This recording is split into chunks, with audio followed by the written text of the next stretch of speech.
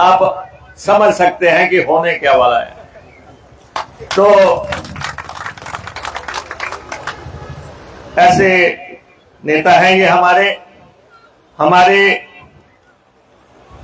Party के MLA Nandlal जी रामपुर से हैं। वीरभद्र सिंह जी की कॉन्स्टिट्यूएंसी जो है लगातार जीत रहे हैं, फौज से आए हुए हैं और लगातार जीत अर्जित कर रहे हैं। और आजकल खजाना जो होता है प्रदेश का, उसके चेयरमैन है ये, जो पैसा जो है सरकार का। और हमारे कुलदीप कुमार जी पार्टी के पूर्व में अध्यक्ष रहे, मंत्री रहे, हमारे ऊना जिला से आते हैं और आजकल कई मरतबा एमएलए रहे। और आज भाई डॉक्टर पुष्पिंदर वर्मा जी के लिए वोट मांगने के लिए आपके बीच में है। और यहाँ पे धीरज देसाई जी एआईसीसी के हमारे ऑब्जर्वर हैं, ये देखने आए हैं कि हम लोग काम ठीक कर रहे हैं कि नहीं कर रहे हैं। अतुल कटोत्रा जी हमारे पीसीसी के सेक्रेटरी हैं। सुमन भारती जी हमारे जिला के अध्यक्ष हैं। और यहाँ पे हमारे साथ प्रदेश कांग्रेस कमेटी के उपाध्यक्ष बहुत तेज तर्रार नेता महेश्वर चौहान जी बैठे हैं। आपके अपने जिला से ही पार्टी के महासचिव महामंत्री बबलू जी बैठे हैं यहाँ पे। और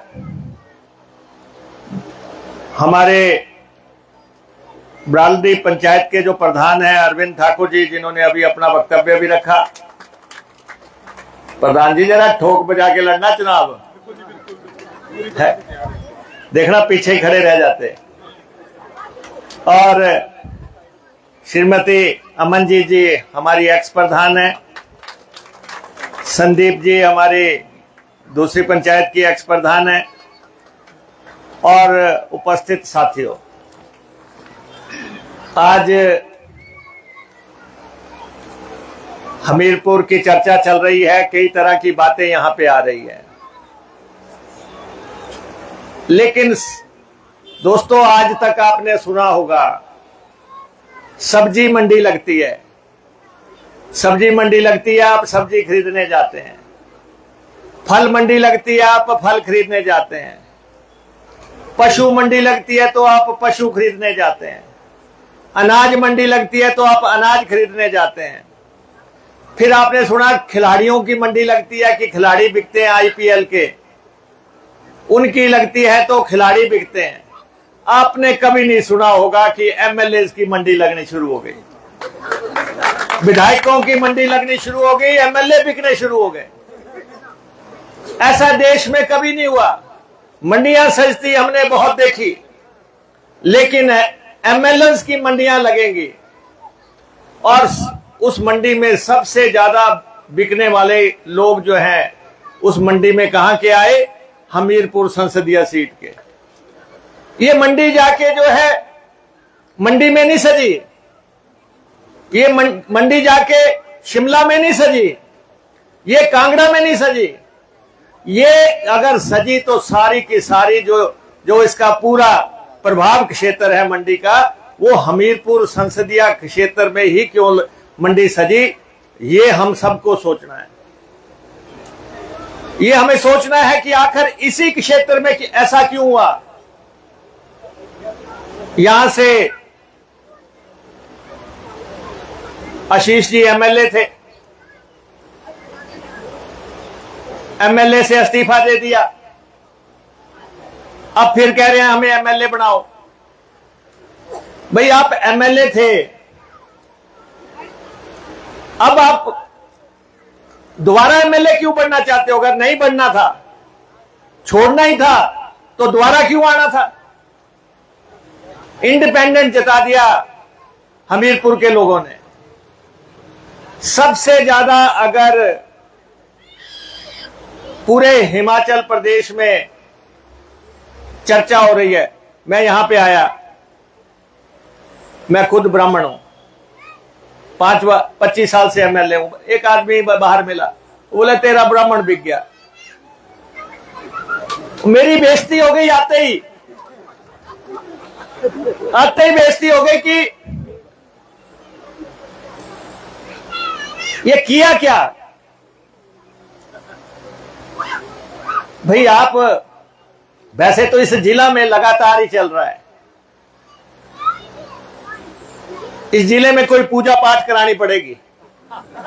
कोई, मैं पंडित हूं, मैं पता करता हूं कि कौन सी पूजा करवानी पड़ेगी। यहां पे चीफ मिनिस्टर को पे ही हाथ डालते हैं सीधा। आपको पहले चीफ मिनिस्टर मिल गया एक, आपने वो गवा दिया। पार्टी का मैं मसला नहीं उठा रहा, लेकिन आपको मिला, हमीरपुर वालों को मिला, घोषित हो गया चीफ मिनिस्टर कि ये बनेगा, लेकिन आपने गवा दिया। उनके पीछे भी यही लोग पड़े थे जो आज जो है सुक्खू जी के पीछे पड़े हुए हैं।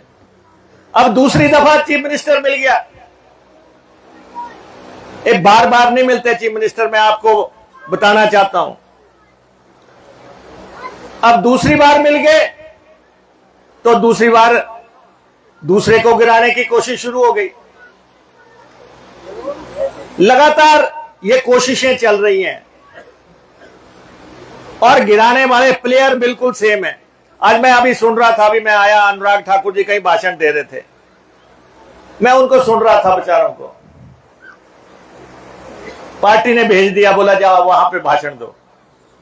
नड्डा जी को मिले कल परसों, उन्होंने कहा होगा जाओ हमीरपुर में भाषण दो, तो मैं उनका भाषण सुन रहा था।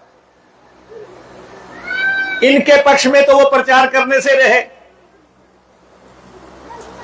जिन लोगों ने धूमल परिवार को ये दिन दिखाए, इनके प्रचार तो वो करने से रहे। वो कह रहे देखो मोदी जी 3 बार बन गए, फिर दोबारा कह रहे हैं कि जी आपने जो है हमीरपुर से मेरे को जिता दिया। सारा भाषण उन्होंने पार्लियामेंट पे ले गए, फिर कहां ले गए, लेकिन उन्होंने नहीं कहा कि वोट डाल दो। बड़े भारी मन से प्रचार कर रहे हैं, दुखी आत्मा भेज दिए, लेकिन कम से कम उनका भी इशारा समझ लो, उनका भी समझ लो कि वो क्या कह रहे हैं। वो कह रहे हैं दे दो रगड़ा, बल सवार के दे दो, जितना दिया जा सकता उतना दे दो। राजनीति इशारों में होती है। वो भी दूसरी तरफ आपका अपना मुख्यमंत्री है। इस समय तो आप देखो कि ये लोग जिन्होंने ये पूरी साजिश रची, पहले ये सरकार गिराने के लिए आए, सरकार गिराते गिराते खुद गिर गए, और फिर उसके बाद इन्होंने कोशिश की कि हम हिमाचल सरकार का बजट नहीं पास होने देंगे। बजट भी हमने पास कर लिया, क्योंकि हमें महिलाओं को 1500 रुपया देना है, कर्मचारियों को हमें पेंशन देनी है, हमने बजट पास कर लिया। फिर उसके बाद इस्तीफा दे दिया। अब आप बताओ कि एक आदमी 3-3 बार साजिश कर रहा है, कभी सरकार गिराने में शामिल हो जा रहा है, कभी बजट ना पास होने में शामिल हो जा रहा है, कभी इस्तीफा देने में शामिल हो जा रहा है। आपने उनको शिमला में हमीरपुर के विकास के लिए, कल्याण के लिए, गरीब की सेवा के एजेंडे के देके भेजा है, या कि ये कहा है कि आप जाओ और वहां साजिशें करो, सरकार गिराओ। अरे पहली बार बने हो, जुम्मा अपने विधानसभा में पांव रखा है। मैं 25 साल से एमएलए हूं, मैं अभी तक नहीं सोच सकता कि कोई इस्तीफे की बात भी करे। एमएलए बनना बड़ा मुश्किल काम है, लग जाएगा अभी पता। पहले 6 थे, 6 में से 4 चले गए, 6 में से 4 पूर्व हो गए, और कोई पता नहीं अब अपूर्व भी हो जाएंगे। ये जनता जब देने पे आती है तो ढेरों देती है, जब उधेड़ने पे आती है तो चमड़ी भी उधेड़ लेती है। ये पता होना चाहिए। आपको एमएलए बना दिया, आप 15 महीने में वापस आ गए। आप कहते हैं मुख्यमंत्री मेरी मानता नहीं। अरे भाई, मुख्यमंत्री से संबंध कायम करो, उसकी सरकार गिराने की कोशिश करोगे तो वो कैसे मानेगा? उसकी कुर्सी खींचने की कोशिश करोगे तो वो क्यों मानेगा? लेकिन मैं आपको यह कहना चाहता हूं कि जो लोग कह रहे हैं कि मुख्यमंत्री हमारी मानते नहीं है, तो आप ऐसे आदमी को भेजो जिसकी मुख्यमंत्री मानते हो। और मुख्यमंत्री मानते किसको है? हमारे डॉक्टर को, डॉक्टर वर्मा को मानते हैं। एक बार मेरे साथ सारे लोग आप बोलेंगे डॉक्टर डॉक्टर डॉक्टर डॉक्टर, जोर से बोलो डॉक्टर डॉक्टर डॉक्टर डॉक्टर। सारे हमीरपुर में प्रचार कर दो, ओनली डॉक्टर ओनली डॉक्टर, सारी जगह प्रचार कर दो। हमारे मंत्री जी राजेश धर्मानी जी, ये भी ब्राह्मण है, नाक कटवा दी हमीरपुर के एमएलए ने ब्राह्मणों की। अब बचानी तो आए, अब हमने तो बचानी है, जैसे मर्जी बचानी। डॉक्टर जाएगा तब हमारी बचेगी। डॉक्टर शिमला पहुंचेगा, घर घर पहुंचा दो। एक दिन मेरे को मिलने आए डॉक्टर साहब, मेरी टांग में दर्द हो रही थी, अपने काम से आए थे, मेरी मोच भी निकाल के साथ में। काम के आदमी है, कोई फर्जी वैद्य नहीं है, ना ही कोई झोला छाप डॉक्टर है। असली डॉक्टर है, खालिश डॉक्टर है, असली डॉक्टर। वोट भी डालो, काम भी करवाओ और दवाई भी लो ढंग सिरे की। अगर रेता ही चकना तो अलग बात है, अगर रेत बजरी की बातें ही करनी है तो अलग बात है। लेकिन समय आ गया है। हमारे कुलदीप पठानिया जी चेयरमैन साहब भी बैंक के यहां पे आ गए हैं, और शिमला में जो है हमीरपुर के एमएलए की सीट खाली पड़ी हुई है। फैसला आप लोगों को करना है, फैसला आप लोगों को करना है कि आपने वहां काम करने वाला आदमी भेजना है कि षड्यंत्रकारी भेजने हैं।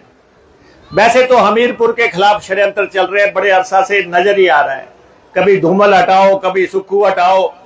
अभी तो देखो अनुराग भी मंत्री नहीं बना बेचारा। ना अनुराग को मंत्री बनने देंगे, ना सुक्खू को कुर्सी पे रहने देंगे। ये साजिश रच कौन रहा है? ये साजिश कौन रच रहा है कि हमीरपुर का कोई आदमी किसी कुर्सी पे नहीं रहने देंगे? और मैं आपको बताऊं, जो लोग जो है अनुराग को नहीं बनने देना चाहते, वो ही सुक्खू को भी नहीं बनने देना चाहते। ये आप देखो, दोनों तरफ साजिश करने वाले वही टोली है, वही टोली है जो हर तरफ जो है साजिश कर रही है। लेकिन सरकार तो गिरेगी नहीं। कल जयराम जी यहां पे आए हुए थे, कह रहे थे सरकार गिरेगी।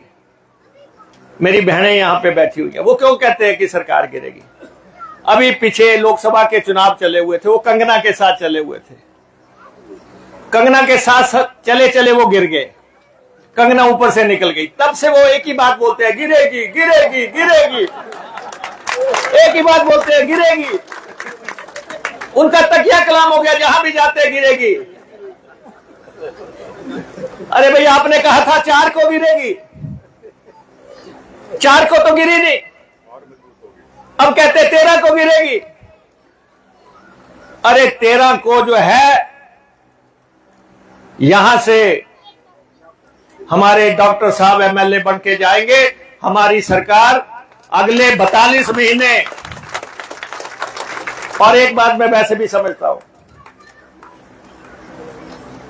कि ऊपर वाले का फैसला होता है। इस बार जब डॉक्टर टिकट मांगने आया कि मेरे को टिकट दे दो, मैंने कहा पहले कुंडली लेके आ यार अपनी।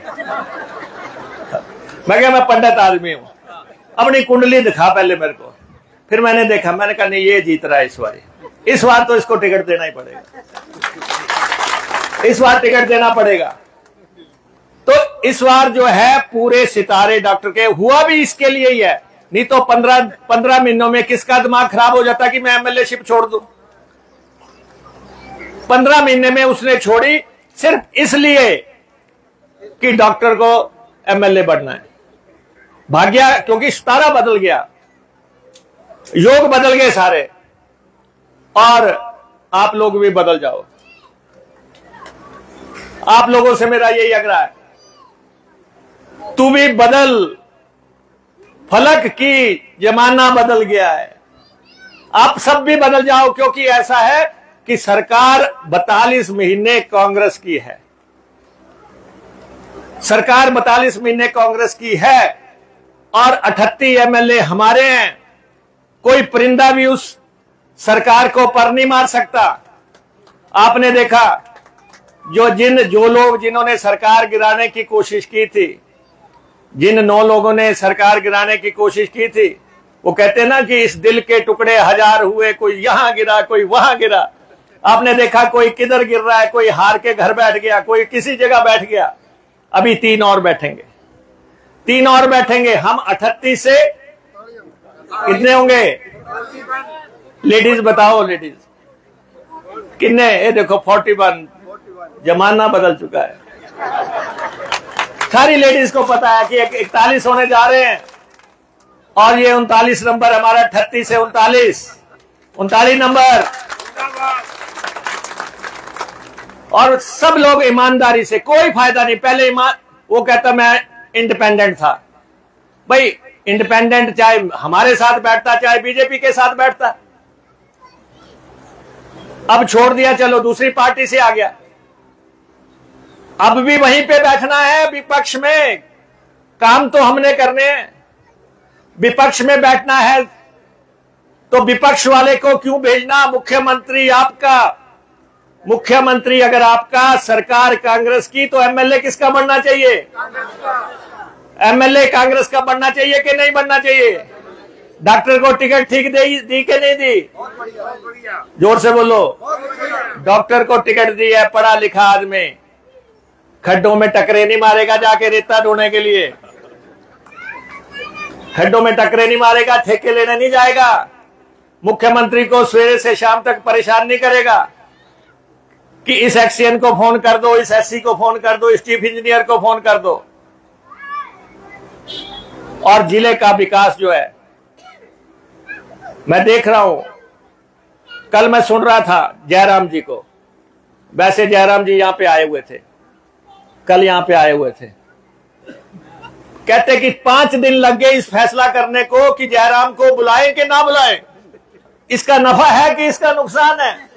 कुछ कह रहे थे यहां मत बुलाओ, साफ हो जाएंगे। मैंने कहा साफ तो वो कर ही देते हैं, सरकार साफ कर दी तो हमीरपुर तो साफ करके ही जाएंगे। जब उनकी सरकार नहीं बनी दोबारा, बार बार कहते थे रिवाज बदल देंगे, रिवाज बदल देंगे आपके सामने। और जयराम जी को मैं कहना चाहता हूं, सूट चाहे आप 10 सिला लो, लेकिन मुख्यमंत्री आप नहीं बनोगे, नहीं बनोगे आप। जितनी मर्जी साजिशें कर लो, षड्यंत्र कर लो, एमएलए को हेलीकॉप्टरों में भेज लो, 5 स्टारों में बिठा लो, सीआरपीएफ साथ चला लो, कुछ मर्जी कर लो। वो आपने सुना होगा, हमारे उन्ना साइड में बोलते हैं, वो कहते जी लंबड़दार चला गया तो फिर क्या होगा? बोला दूसरा बढ़ जाएगा। बोला अगर दूसरा चला गया तो बोला तीसरा बढ़ जाएगा। बोला फिर अगर वो भी चला गया, बोला सारा पिंड चल जाए तय लंबड़दार नहीं बनना। जयराम जी तुसी नहीं बनना, नहीं हो सकता। ये सरकार पूरी तरह स्थिर, स्थायी और टिकाऊ सरकार है, आपकी सरकार है, आपकी सरकार है। हम आपके लिए काम करेंगे। पानी का महकमा मेरे पास है, जो डॉक्टर कहेगा वही होगा। यहां पे जो डॉक्टर कहेगा, डॉक्टर कहेगा 100 करोड़ रुपए लगाना है तो मुकेश अग्निहोत्री 100 करोड़ का पैकेज देगा पानी का। लेकिन एमएलए डॉक्टर चाहिए। यहां कह रहे कि पानी के टैंक को कनेक्शन नहीं हो रहा, 10 तारीख बीत लेने दो। यहां 1 लाख के टैंक की बात हो रही है, डॉक्टर कहेगा तो 25 लाख लीटर 50 लाख लीटर के टैंक बनाएंगे, आपके इलाके की जरूरतें पूरी कर देंगे। कहीं आप कहेंगे पाइप डालनी है, कहीं आप कहेंगे हौदी लगानी है। डॉक्टर कहेगा तो नल का जो है जमीन पे लगेगा, डॉक्टर कहेगा तो कोठे पे भी लगा देंगे। ये मैं आपको बोलना चाहता हूं, ये करेंगे हम, ये हम करेंगे। बसें हमने चलानी है। डॉक्टर कहेगा कि दिल्ली को बस जाएगी, वॉल्वो जाएगी तो वॉल्वो देंगे, डीलक्स कहेगा तो डीलक्स देंगे।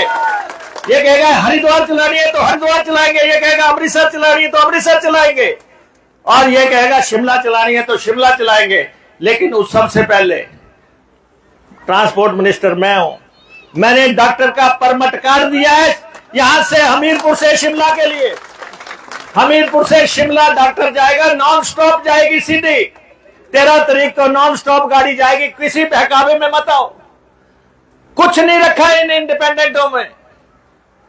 राज हमारा, सरकार आपकी, मुख्यमंत्री आपका, एमएलए आपका होना चाहिए। घर घर तक ये पैगाम पहुंचा दो कि ये गलती नहीं करनी है, ये गलती नहीं करनी है। मुख्यमंत्री आपका है, तभी 60 करोड़ रुपए का बस अड्डा बन रहा है। 60 करोड़ रुपए का बस अड्डा बन रहा है। कब जो है उसका पत्थर रखा गया था, और 12 साल के बाद, 13 साल के बाद जो है उसको हमने बजट दिया, हमारी सरकार ने, तब जाके वो बस अड्डा बन रहा है। यहां मैं कल जयराम जी को सुन रहा था, कह रहे थे कि हमीरपुर का कहता मेडिकल कॉलेज जो है हमने बनाया। अरे तुम्हारा बस चलता तो आप तो हमीरपुर वालों का हुक्का पानी सब छीन देते। तुमने क्या देना हमीरपुर वालों को? ये तो हमारी सरकार आई, हमारी सरकार ने आते ही 100 करोड़ रुपया दिया इस अस्पताल को। और मुझे कहते हुए ये जो कहते हैं कि बीजेपी वाले दूसरे के गोदाम का माल भी बेचाते हैं, दूसरे के गोदाम का माल भी बेच देते हैं। अगर हमीरपुर को मेडिकल कॉलेज मिला तो वो सिर्फ सुक्खू की वजह से मिला है, ये हर आदमी को पता होना चाहिए। नहीं मिलना था। गुलाम नबी आजाद जी थे उस वक्त, गुलाम नबी आजाद जी के पास मुख्यमंत्री जी खुद गए और उन्होंने कहा कि मुझे हमीरपुर को, और स्पेशल चिट्ठी जारी हुई थी इस मेडिकल कॉलेज के लिए। तो जिसने काम जो किया है उसका श्रेय उसको मिलना चाहिए। मेरी कॉन्स्टिट्यूएंसी में एक पुल जो है कैरों ने बनाया था, कैरों के टाइम में, मैं आज दिन तक बोलता हूं कि ये कैरों ने बनाया। तो जिसने जो काम किया उसको उसका श्रेय मिलना चाहिए। बहुत काम होने हैं 3.5 साल में, और अब जब युद्ध रेखाएं छिन गई हैं तो जो आप चाहेंगे वो करेंगे, जो आप चाहेंगे, हमीरपुर के लोग जो चाहेंगे वो करेंगे।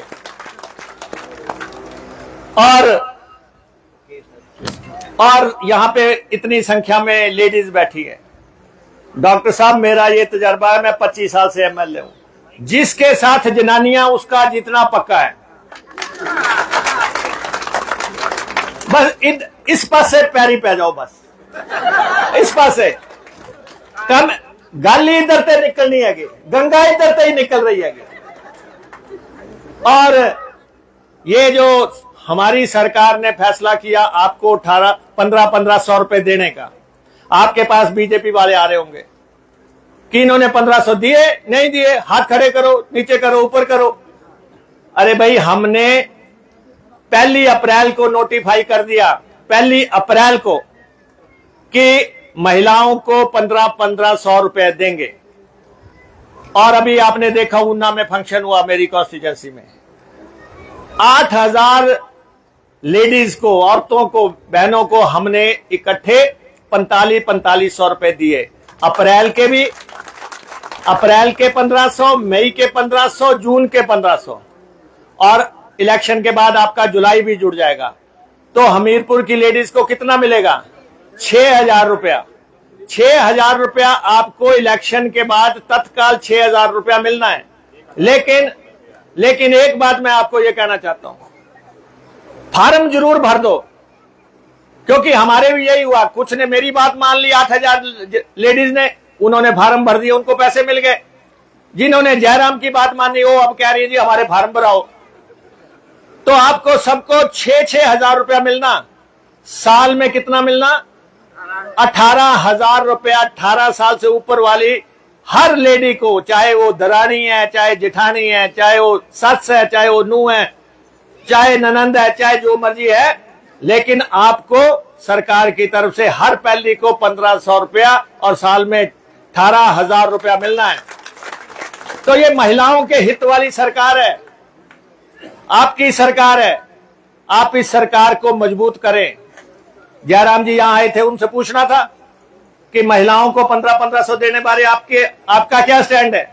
हमने कर्मचारियों को ओपीएस दी, कर्मचारियों को पेंशन किसने दी? हमने दी। उस समय दी जब मोदी जी ने इनकार कर दिया, उस समय दी जब जयराम जी ने कहा कि नहीं दे सकते, हमने कहा हम देंगे।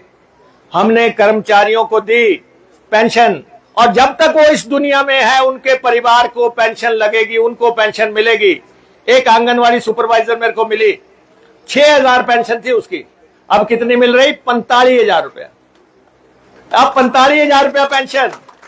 एक सज्जन जो है अनाथ आश्रम में रह रहे थे, जैसे ही पेंशन लगी सारा परिवार बहू समेत जो है आ गया अनाथ आश्रम में। बाबा जी घर चलो, आप तो बड़े काम की चीज है, 50,000 पेंशन लग गई। ये वो पेंशन है। पेंशन आपको लगा दी, महिलाओं को 1,500 रुपए देने का फैसला कर दिया।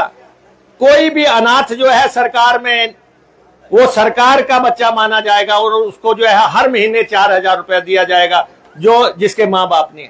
फैसले हम ले रहे हैं, लगातार ले रहे हैं। इसलिए मेरा आप सबसे ये आग्रह है, डॉक्टर के साथ चलो, खुल के साथ चलो, कोई डरने की बात नहीं है। जिन लोगों ने हमीरपुर से विश्वासघात किया, जिन लोगों ने हमीरपुर के मुख्यमंत्री को गिराने की कोशिश की, जिन्होंने सरकार गिराने की कोशिश की, उनकी रैलियों में मत जाओ, उनके कार्यक्रमों में मत जाओ। हंसने की बात नहीं है, उनके मत जाओ। बहुत बड़ा विश्वासघात उन्होंने प्रदेश के साथ किया है, हमीरपुर के साथ किया है। कोई हमीरपुर के साथ नहीं कह सकता था कि हमीरपुर वाले जो है ऐसी बेईमानी हो जाएगी। और आप देखें, तीन इस क्षेत्र के थे, 2 ऊना के थे, 1 देरा के थे। सारा हमला इसी सीट पे क्यों हुआ? इसके पीछे बहुत बड़ी साजिशें हैं। लेकिन सरकार आपकी है और डॉक्टर साहब आपके हैं। डॉक्टर को मैं 13 तारीख को लेके जाऊं कि आज ही ले जाऊं? ले जाऊं शिमला? बस आपने मदद रखनी, कुछ इस पे भी रहम करो। पहले भी आपके दरबार में आया, लेकिन चलो आपने दूसरे को कर दिया। लेकिन आपने जब देख लिया कि सारा गड़बड़ हो गया, तो अब जो है एक सही आदमी को चुनो, एक सही आदमी को चुने जो आपका काम करवाएगा। और वैसे तो सरकार ही हमीरपुर की है, मुख्यमंत्री यहाँ के है। मेरे महकमे जो है, चाहे वो सहकारिता का है, चाहे वो मंदिरों का है, चाहे हमारे यहाँ पे बैठे हुए हैं तकनीकी शिक्षा मंत्री, इनके महकमे हैं, ये सारे ये है, ये खुद चलाएगा, डॉक्टर खुद चलाएगा। इसको हल्फनामा देके जाएंगे कि जो कह दिया डॉक्टर ने वही होगा। तो इसलिए आप इनकी मदद करो। 2-3 दिन की बात है, हम सारी सीटें जीत रहे हैं, सारी सीटें जीत रहे हैं। नालागढ़ में आंधी चली हुई है, उधर कमलेश की आंधी चली हुई है, इधर जो है डॉक्टर का साथ दे दो। इसलिए तूफान चला दो, तूफान से भी आगे सुनामी चला दो डॉक्टर की।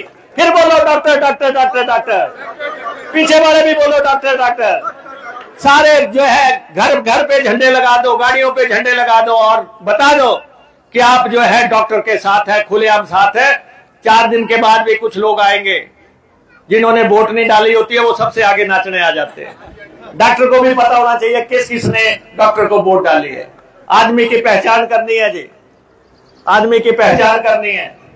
और जो लोग वोट डाल रहे हैं, जो लोग वोट डाल रहे हैं उनकी कदर करनी है। और हर आदमी को काम नहीं होता सरकार से, 90% लोगों को कोई काम नहीं होता। 90% लोग सिर्फ ये देखते हैं कि एमएलए की गर्दन सीधी है कि नहीं है, एमएलए नमस्ते का जवाब दे रहा है कि नहीं है, उनको काम कोई नहीं होता।